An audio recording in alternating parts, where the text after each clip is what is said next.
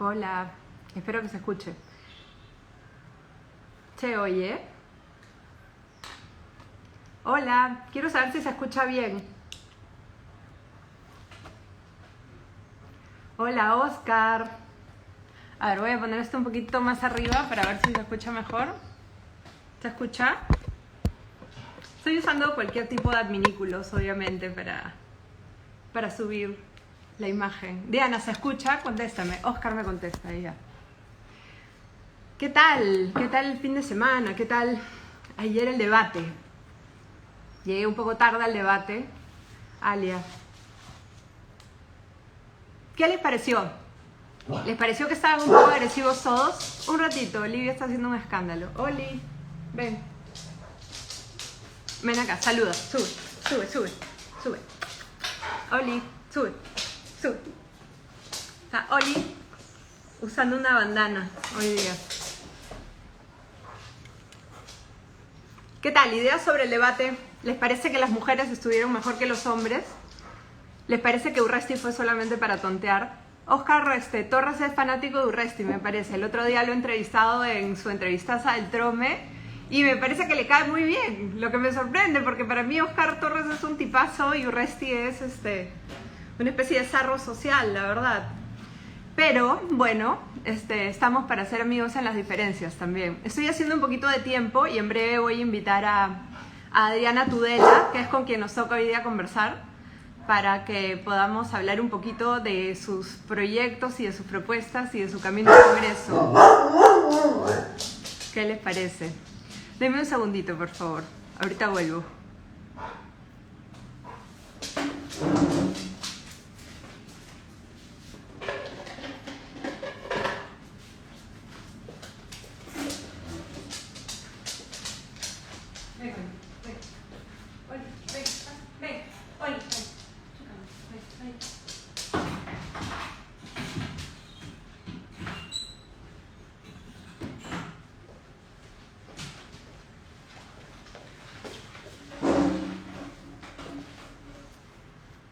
Regresé.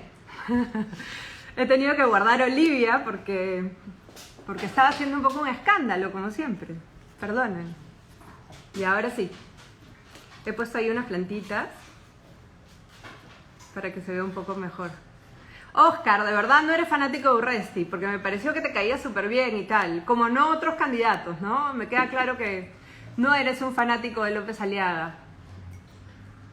Urresti ganó, dice Giselle Vivanco. No, todos dicen que ganaron. La verdad es que empataron Keiko y Verónica Mendoza. Esa es la verdad, porque ellas tenían propuestas y estaban siendo concretas y sabían cómo hacer lo que estaban proponiendo, mientras que los otros señores estaban como en un salón de clases, ¿no?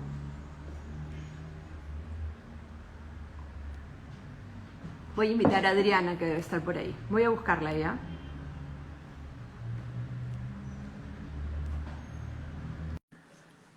Yo sé que a Adriana le gusta mucho a muchos de mis seguidores en términos políticos. Adriana, ¿qué tal? Hola Carla, ¿qué tal? ¿Cómo estás? Bien, ¿tú qué tal? ¿Cómo te ha ido hoy día? Muy bien, muy bien. Ahí estoy ya en la recta final, así que bastante ocupada, la verdad. De hecho, me imagino, ha salido hoy día, están saliendo, he visto que están montando bici con Alejandro. Sí, sí, la semana pasada cerramos la semana con una bicicleteada por la Costa Verde, Uh-huh. que fue linda, en verdad. Y hemos estado recorriendo Lima toda la semana pasada, esta semana vamos a hacer lo mismo y así hasta el 11 de abril. En realidad no sé cuántos días tenemos antes Creo que para dos parar días la campaña, antes. 2 o 3 días antes. Sí. Así que nada, en esas andamos. ¿Y has hecho algunos descubrimientos en tus paseos por Lima en bicicleta o conociendo a los dirigentes? He visto que has estado yendo a reunirte con personas en distritos y tal. Sí, de hecho el viernes estuvimos en Mirones, en una reunión linda con un montón de dirigentes del centro de Lima.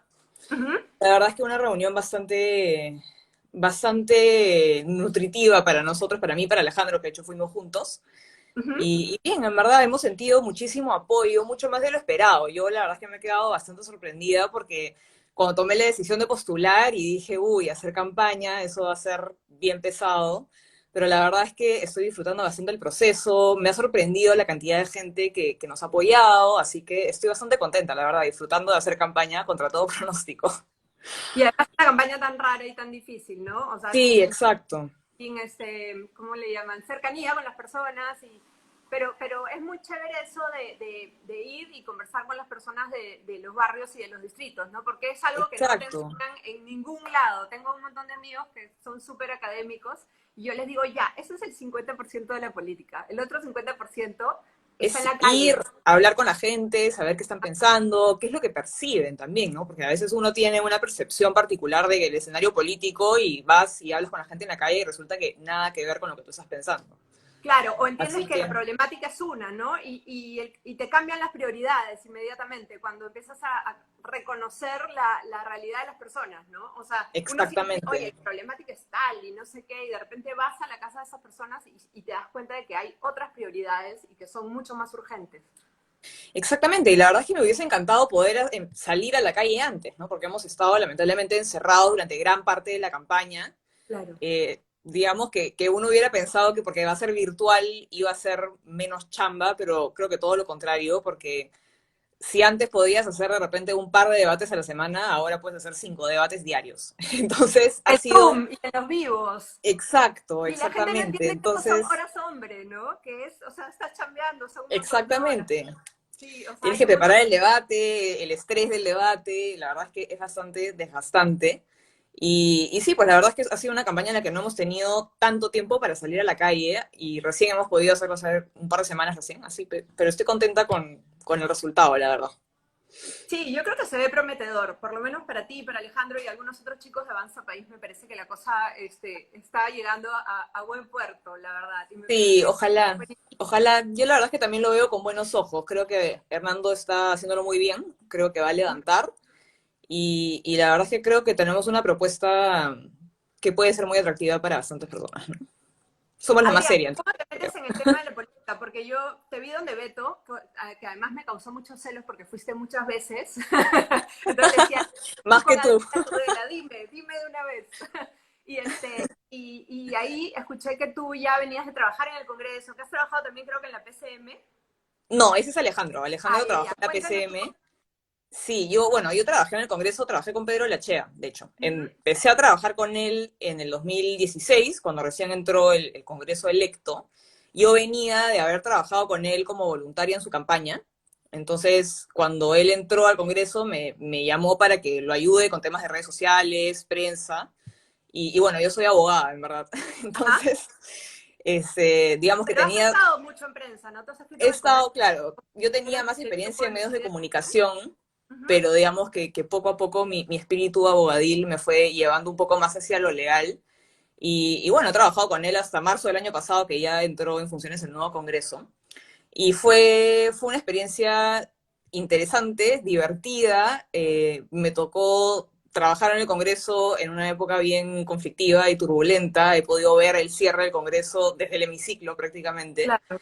Entonces ha sido una experiencia que me ha hecho aprender muchísimo y me ha terminado por convencer de lanzarme a política activamente, ¿no? Creo que he ido Claro, un bueno, eso es lo poquito más como, además me parece súper bien, porque, o sea, de hecho tú eres hija de un político así como yo, y conoces exacto, también la parte hardcore de la política, ¿no? O sea, que no todo es como, o sí, sea, la hay un montón de gente parte, que está y se meten a la política para no sé qué, oye, fíjate bien lo que pasa en las casas de los políticos o por lo que pasa a la familia, y en tu caso, por ejemplo, habiendo trabajado con Pedro Lachea en el momento del patadón que hizo ingresar al Congreso a Salvador del Solar y tal, y todas estas, todos esos momentos históricos de la historia reciente del Perú que además están narrados por distintos relatos, ¿no? Entonces hay como exacto, buenos y malos de acuerdo a de qué lado está el de- bando.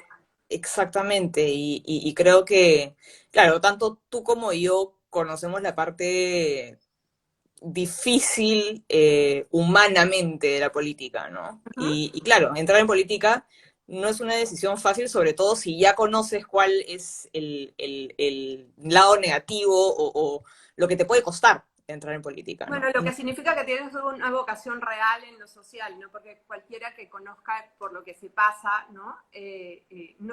No lo haría. De hecho, me imagino que tienes otros hermanos. Yo tengo 5 hermanos más y yo creo que ninguno se metería en política porque ya la verdad es que les parece de terror, ¿no? Lo que puede pasar en el mundo de la política. Pero me parece genial, genial eso, y además estás súper bien preparada y conoces lo que pasa dentro del Congreso y cómo trabajar adentro. Sí, por lo menos, digamos que ya sé a lo que voy, ¿no? Sé perfectamente cómo funciona el Congreso por dentro, cuáles son los procesos técnicos legislativos, todo cómo funcionan las comisiones. No es que me voy a demorar 6 meses o un año en adaptarme y en Claro, aprender. no te vamos a pagar un año para que aprendas. Exactamente. Eso No hay está un año bueno. de entrenamiento. Adriana, un montón de gente que te sigue ya sabe, pero un montón de gente que me sigue no sabe de qué se trata la postura liberal en la política. Cuéntanos un poquito. Bueno, a ver, en términos generales, ¿no? Para hacer un pequeño resumen, la postura liberal es una postura que pone al individuo como centro de la política, no al colectivo, y que cree que los derechos del individuo están por encima del Estado, y que el Estado no puede, digamos, ejercer su poder político atropellando los derechos de los ciudadanos. Y por eso creemos que el poder político tiene que ser lo más limitado posible.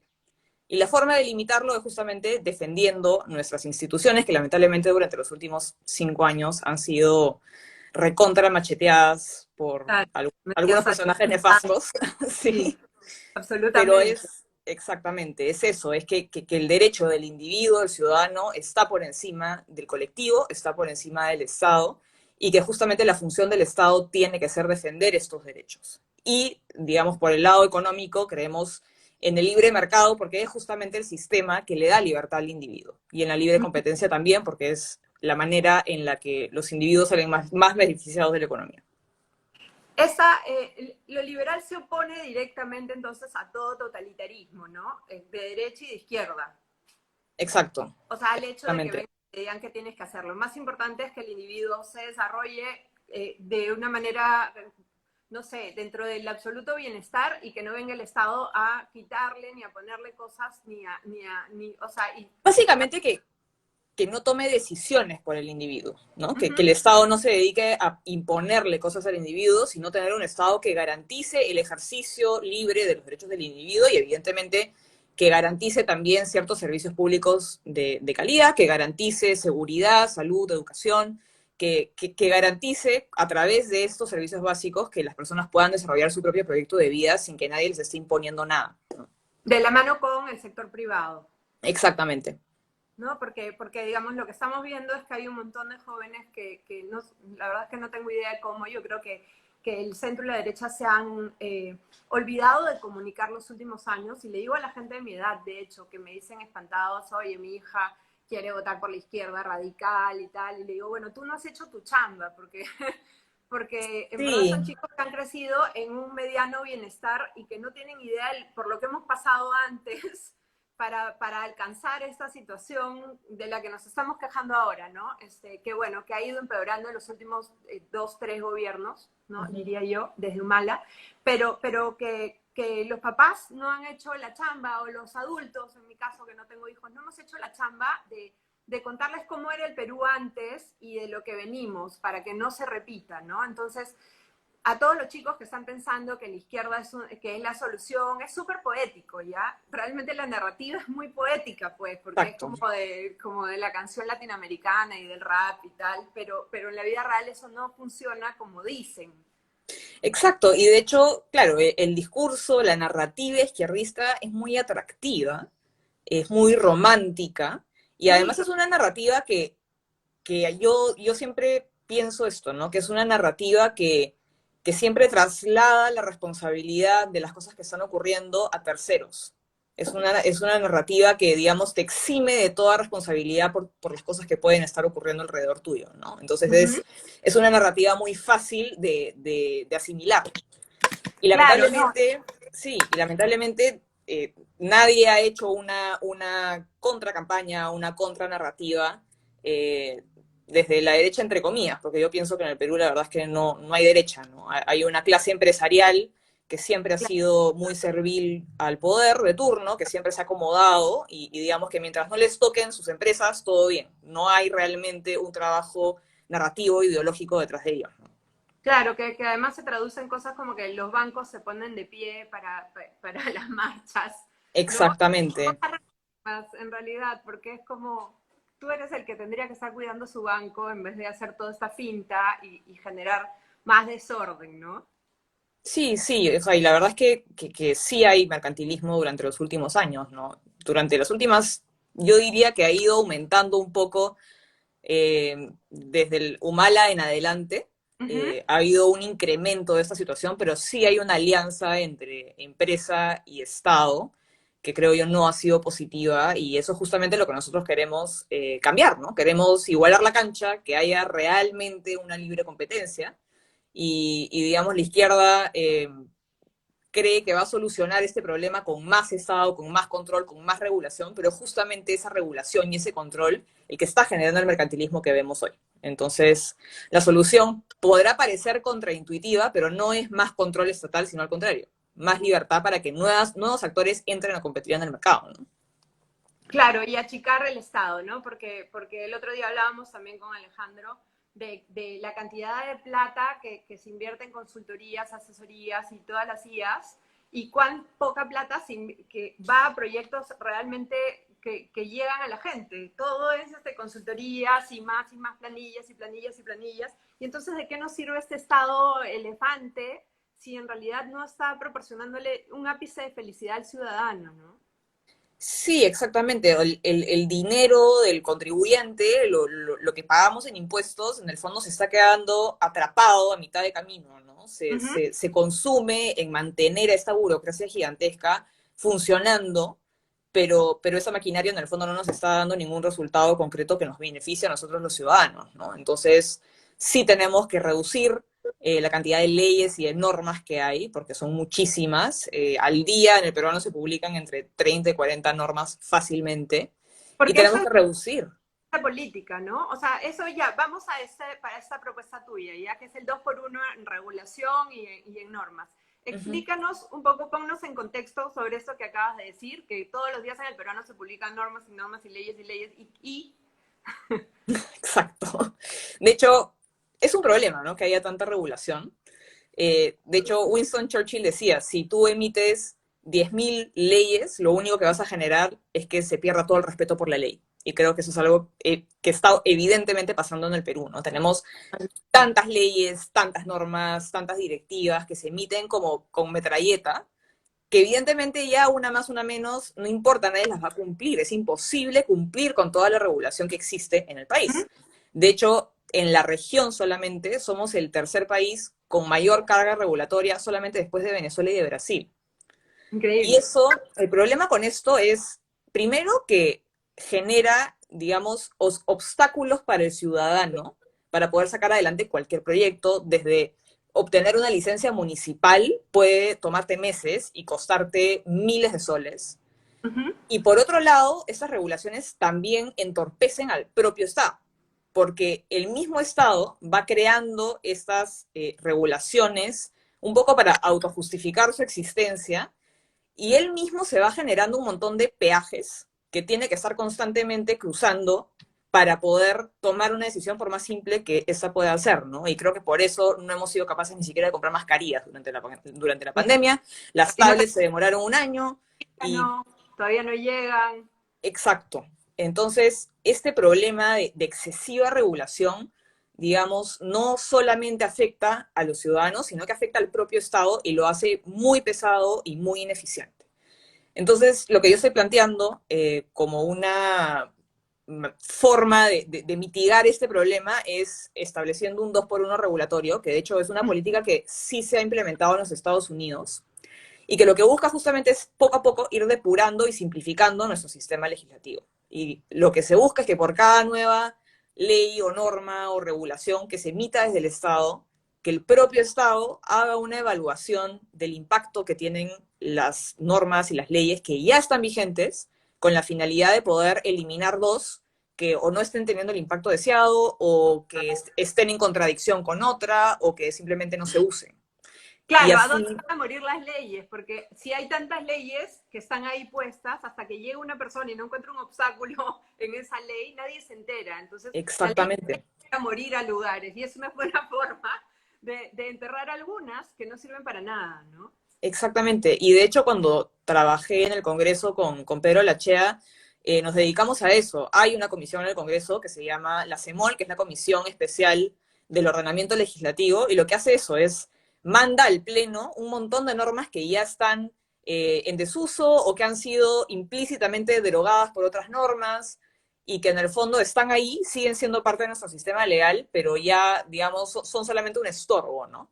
Ujú. Y de hecho, creo que con esta misma comisión podríamos también hacer un análisis del impacto regulatorio que ya tienen las leyes que están vigentes y poder acelerar este proceso de simplificación y depuración que es totalmente necesario para Esta poder sería una acelerar. comisión. ¿Ah? La comisión de la que hablas es una comisión de regulación, o sea, lo que planteas es armar una comisión dentro del Congreso para que vea ese tema. Sí, o sea, de hecho ya existe una comisión que de hecho la presidió la CHEA en el periodo anterior. Y lo que hace esta comisión es derogar normas que ya Ya, están en desuso o que han sido derogadas implícitamente por otras. Y creo que esta función que yo estoy planteando del 2 por uno puede ser asumida por esta comisión. En realidad creo que no hay necesidad de crear una comisión nueva, ¿no? Sino, digamos, fortalecer a la que ya existe. perfecto. Hablemos de la bicameralidad. Bueno, de hecho, yo antes estaba en contra de la bicameralidad. Y con ¿Por el qué? tiempo, porque me parecía innecesario hace muchos años, ¿no? Me Ajá. parecía innecesario, digamos, entendía la lógica detrás de la bicameralidad, pero me parecía que no necesariamente iba a implicar una mejora cualitativa en nuestra política. Pero lamentablemente, después de estos últimos años, los últimos 5 años me han dejado en evidencia que sí es necesario volver a la bicameralidad. Creo Ujú. que ya el simple hecho de tener un segundo filtro nos va a traer mucha más estabilidad política y nos va a traer procesos legislativos y de control político, sobre todo, mucho más reflexivos de los que tenemos hoy. Entonces, yo creo que deberíamos volver a la bicameralidad. No está, digamos, entre mis principales propuestas, pero es algo que yo definitivamente apoyaría si es que llego a entrar al Congreso. Claro que vas a entrar, pero el tema es claro, para las personas que no entienden esto y que tienen mucha pica por lo que nos han dicho de los congresistas, consideran que no debe haber más parlamento, pero digamos, cuando yo era niña, antes del 90, había bicameralidad y era como una cámara baja y una cámara alta. Entonces, los comunes ya, y los más La Cámara importantes. de los Comunes y la Cámara de los Lores. Exacto, y habían unos pues súper senadores, ¿no? Y eso también genera una nueva clase política, mejor, más preparada, genera que los postulantes quizás a la presidencia de la República sean mejores, sean personas que conocen más el Sí, Estado, que reflexionan más, que tienen mayor capacidad de reflexión, que es muy importante. sí. Y por eso también es muy importante, desde mi punto de vista, restablecer la reelección parlamentaria. Yo creo que haber prohibido la reelección parlamentaria nos ha hecho un profundo daño, que ya podemos ver con este Congreso. Y lo que, Absolutamente, sí, sí, lo pero único que va a generar, ¿no? Porque lo que se consiguió fue generar un cuco horrendo que sea el Congreso y entonces hay que quitarles todo, ¿no? Desconectarlos de todo para que mueran. Y la verdad es que ayer, por ejemplo, que veíamos el debate, yo vi completo, no lo vi completo en verdad, estaba mirando a López Aliaga en el 2 y llegué tarde, pero lo que vi fue horroroso. Y cuando acabó el debate, todos habían estado haciendo memes, o sea, todos estaban en la escuelita del Chavo, ya tanto dentro como fuera del debate. Y cuando acabó, de la nada, todos volvieron a ser ciudadanos. Y, ay, qué terrible, qué paisaje tan terrible para el Perú.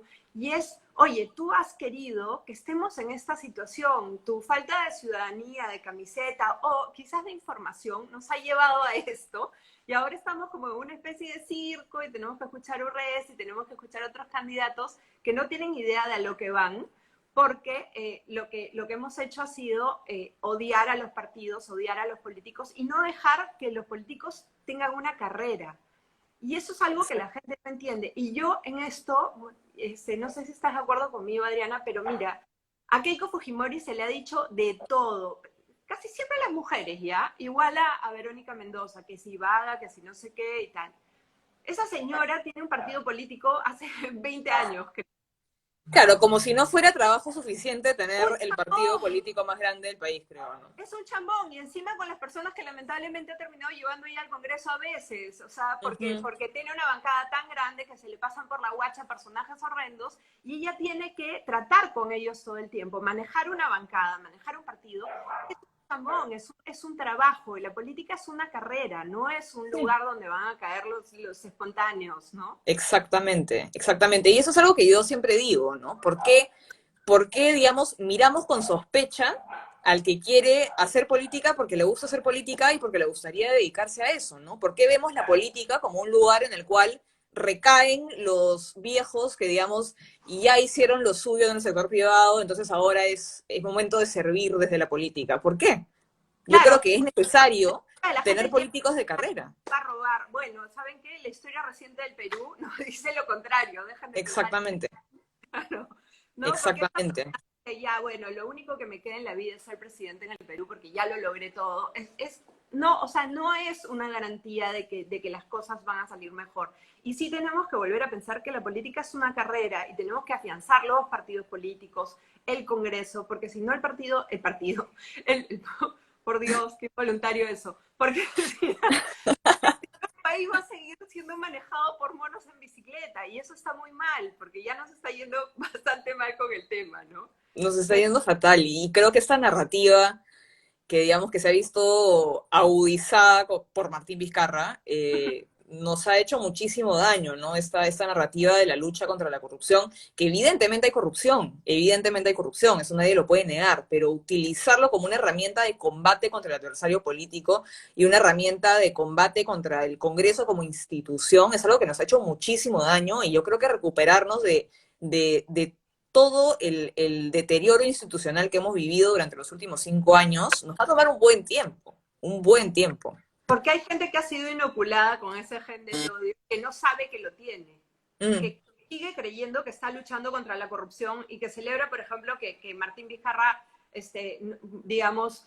vaya por ahí sin pagar ninguna de sus culpas y que vaya a ser posiblemente uno de los congresistas más votados del Congreso y lo celebran porque en su cabeza están luchando contra la corrupción y no se dan cuenta de que el que más lo dice no es el que más lucha contra la corrupción, es todo un sí. discurso, ¿no? Y además tenemos también un problema, y es que creo que no hemos sido capaces como sociedad de distinguir entre lo que es una institución y lo que son las personas que están de paso por esa institución, ¿no? Entonces, yo veo que eso pasó con el Congreso anterior, ya, había una mayoría fujimorista, todo el mundo odiaba a la mayoría fujimorista, era un Congreso muy impopular, entonces todo el mundo aplaude que se cierre el Congreso porque no les gustan los congresistas que están ahí en ese momento, pero no se dan cuenta que el daño que le estamos haciendo a la institución hacia futuro es muy profundo y que no se va a recuperar de un día para otro porque el día de mañana hay congresistas que sí nos caen bien. Y creo que eso es una falta de madurez política que nosotros como sociedad no tenemos y que tenemos que empezar a construir a futuro. Pero digamos, ¿qué es lo que hicimos? Porque hay varios factores, ¿no? Evidentemente, a partir del 2000, el tema de la información empieza a volar a mil y todos nos volvemos como expertos en todo y además conscientes de todo y en tiempo real. Pero cuando yo era chica, por ejemplo, había en el colegio, no sé, educación cívica, sabíamos un poco más de todo, ¿no? No teníamos Google ni la información ahí todo el rato, pero de alguna manera quizás había más mesa, más sobremesa después de las comidas y escuchabas a los adultos hablar de temas interesantes, quizás todos veíamos el noticiero, habían pocos medios de comunicación, no como ahora que hay una guerra entre canales, entonces si le crees Sí. a uno no le crees a otro. Entonces, ¿cómo es que hemos devenido en personas que tenemos tanta información y que al mismo tiempo estamos tan desinformados sobre las cosas que nos competen y que importan en nuestras vidas? Bueno, creo que es una pregunta bastante complicada la que me estás haciendo, pero yo creo que en el fondo, digamos, tener un montón de información no nos sirve de mucho si es que no tenemos la capacidad para analizarla. Uh-huh. Entonces, creo que la información en sí misma no va a implicar una mejora si es que no tenemos ciudadanos que tienen las herramientas necesarias para poder analizar la información y distinguir entre lo que tiene sentido, entre lo que no tiene sentido. Y desde ese punto de vista creo que tenemos que meterle bastante fuerza al tema de educación cívica. creo que tenemos que hacer un replanteamiento del currículo escolar, ¿no? Porque creo que hay mucho paporreteo en la educación y hay poco análisis. Y creo que hay que enseñarle a los niños, más que qué pensar, cómo pensar. Y creo que eso es algo en lo que ha fallado mucho nuestro sistema educativo, ¿no? Hace muchos años y está en manos de un sector, ¿no? Siempre nuestro sistema educativo y no lo sueltan, ¿no? Y es uno de los motivos máximos de la guerra. Todo el Que Estado, diría yo, ha sido infiltrado por cierto sector. un edu, no sé qué, hay que jalar, no hay que permitir. Y entonces suceden cosas como qué sé yo, que alguien se ponga a leer el libro infantil y que salga Abimael Guzmán como Robin Hood, ¿no? Y entonces así se va recreando la historia, ¿no? Y entonces vas dejando que los niños crezcan llenos de no voy a decir complejos, sino de prejuicios sociales y prejuicios históricos, ¿no? Y no les das la oportunidad de pensar. Y eso es lo que ha pasado durante muchísimo tiempo. Y Exacto. por ahí, como tú dices, todo el Estado, pero yo creo que en el sector educación específicamente hay una gente enquistada que no quiere salir de ahí porque desde ahí se manejan las nuevas generaciones. ¿Cuántos jóvenes votan ahora que no votaban hace 10 años cuando ellos empezaron a editar los libros de colegio? ¿Y qué piensan esos Exactamente. jóvenes? ¿Para qué lado van? Bueno, es que es una estrategia a larguísimo plazo de la izquierda, ¿no? Una Uh -huh. estrategia bastante inteligente, hay que decir, Sí, pero súper. claro, es justamente lo que hay que combatir. O sea, yo creo que el centro y la derecha y los liberales y tal, nadie tiene un aparato publicitario de propaganda tan bacán como lo tiene la izquierda, que eso hay que aplaudirlos. No saben gobernar ni ganar elecciones, pero qué bien hacen propaganda, es Sí. impresionante. Y hacen revisionismo histórico también excelentemente bien, ¿no? Sí, los derechos civiles, Adriana, creo que yo he escuchado que en algunos eres un poco conservadora, Sí, por ejemplo, el tema del aborto y el matrimonio LGTBI. sí. Respecto al matrimonio LGTBI, yo estoy a favor de la unión civil más que del Ah, matrimonio. Creo que esa es, digamos, la mejor alternativa en torno a la cual hay más consenso, sobre todo, y es en función a la cual podríamos empezar a avanzar. Y yo creo que podríamos imitar lo que se ha hecho en Chile, por ejemplo, que yo creo que ha sido una solución excelente, uh y, -huh, y creo que algo similar debería ser aprobado en el Perú. Respecto al aborto, yo sí, ahí tengo una postura bastante de principio, ¿no? Yo sí creo que hay vida desde la concepción.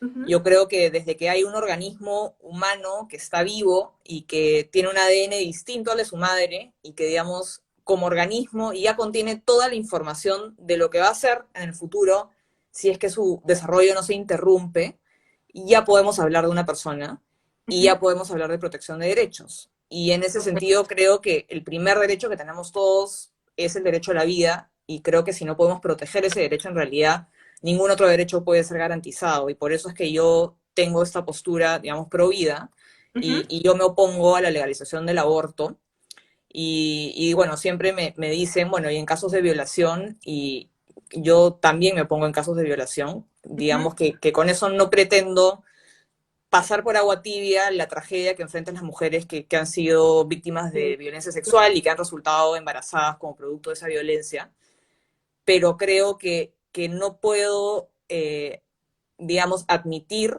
porque no sería coherente desde mi lógica, Uh -huh. admitir que solamente la vida tendría valor si es que es deseada o si es fruto de una relación consensuada y si no, entonces no debe ser protegida. Yo creo que eso sería profundamente incoherente de mi parte y por eso yo mantengo esta postura que sé que es muy polémica, ¿no? Pero la mantengo porque es un tema de principio, ¿no?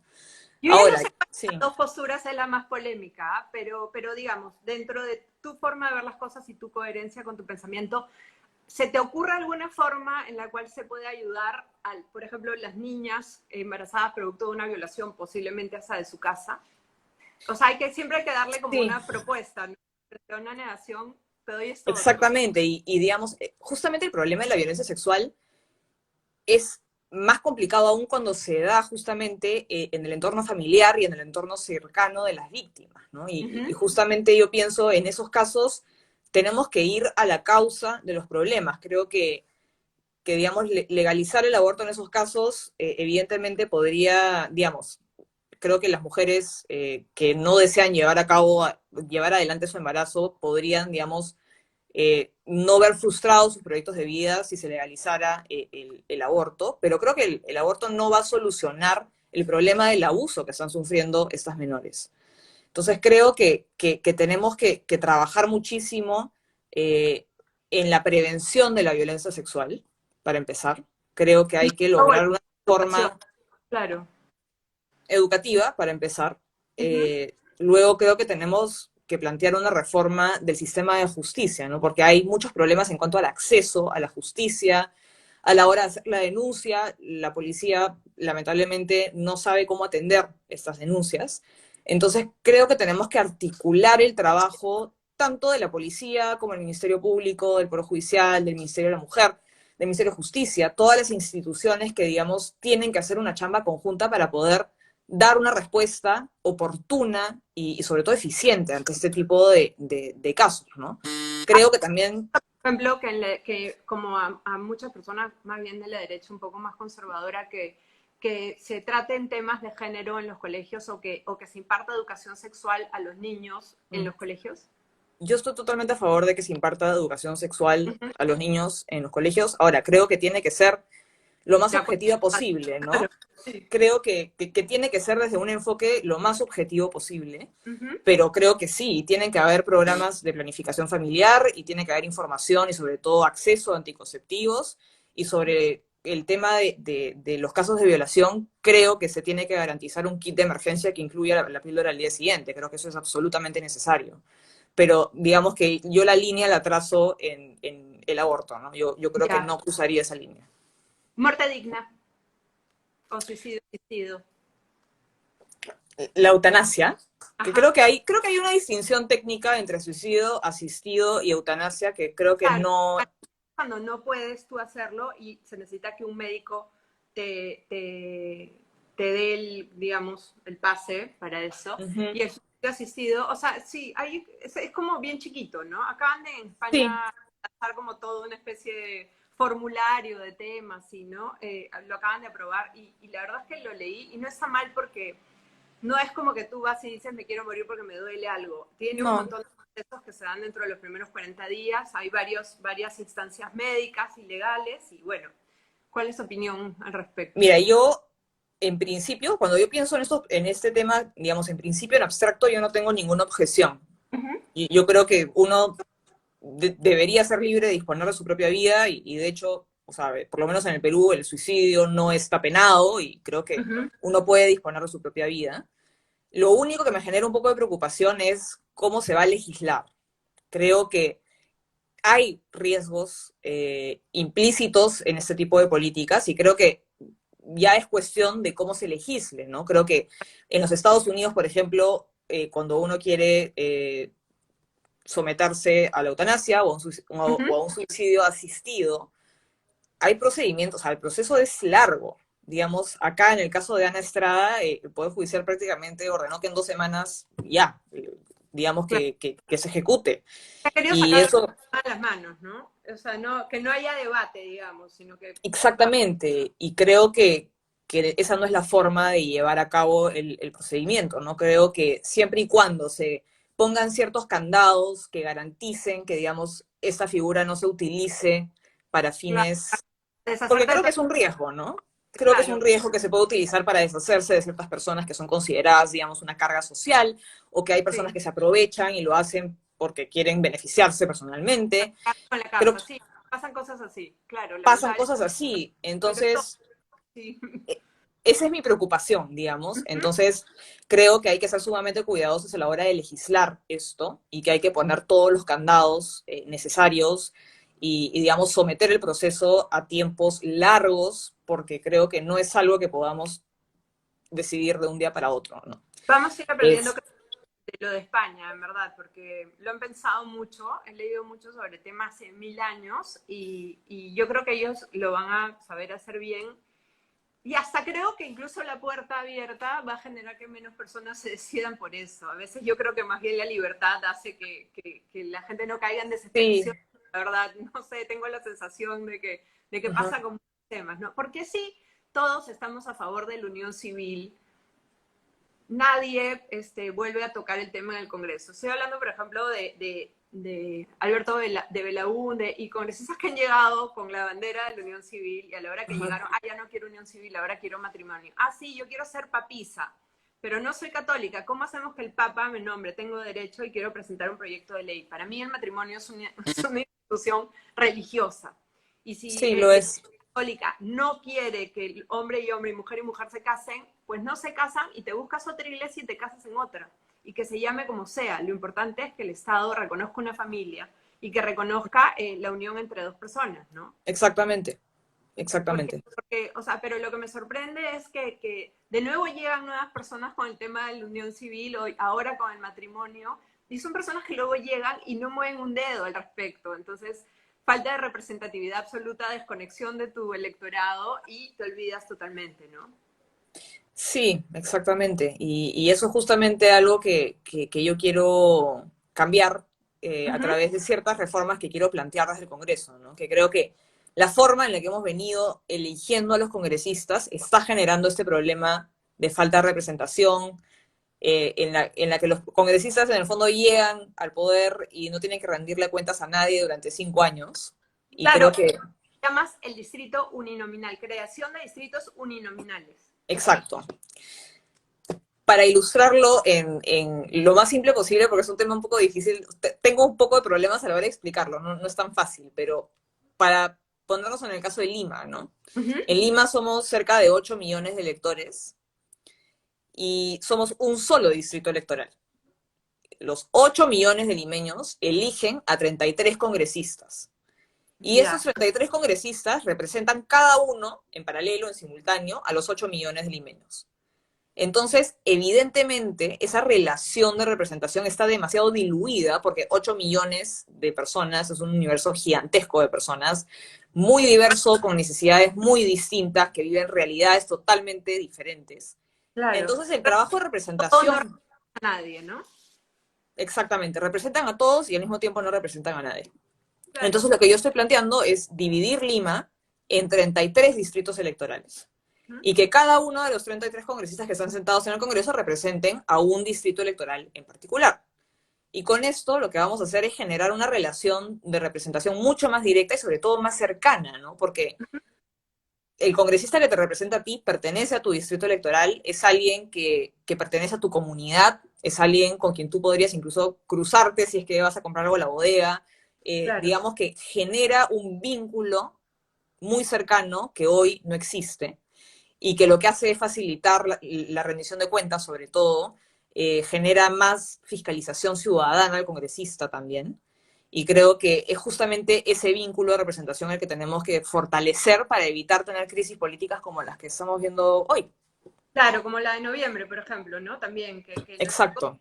que acababan de votar y se sentían, Claro, hace menos de un año y sí. acabo de votar y nadie me representa. Pero, y sí me parece muy bien porque, por ejemplo, yo voté en enero del año pasado por el APRA y el APRA no pasó la valla. Y entonces siento que yo, por ejemplo, no tengo congresista. O sea, yo no me siento representada por nadie en el Congreso. Si el congresista, si tuviera un congresista o un distrito uninominal, sentiría que tengo una persona que, a pesar de que yo no haya votado por ella, es mi Claro, congresista en el Congreso. es la persona que responde ante ti. Claro, Y eso es algo que no tenemos hoy. me parece súper, me parece muy bien. ¿Y eso solamente en Lima, Adriana? No, O hay otras regiones que tienen también distritos grandes? hay otras regiones que también, sí, hay regiones que tienen 5 congresistas o 6 congresistas, entonces lo que podríamos hacer es dividir ese distrito electoral en 5 o 6 para que cada distrito electoral, subdistrito electoral, generamos esa relación directa. Ahora, no todas las regiones Adriana. tienen el mismo problema que Lima, digamos que, ¿sí? No, se ¿Se me me fue un cortó? rato.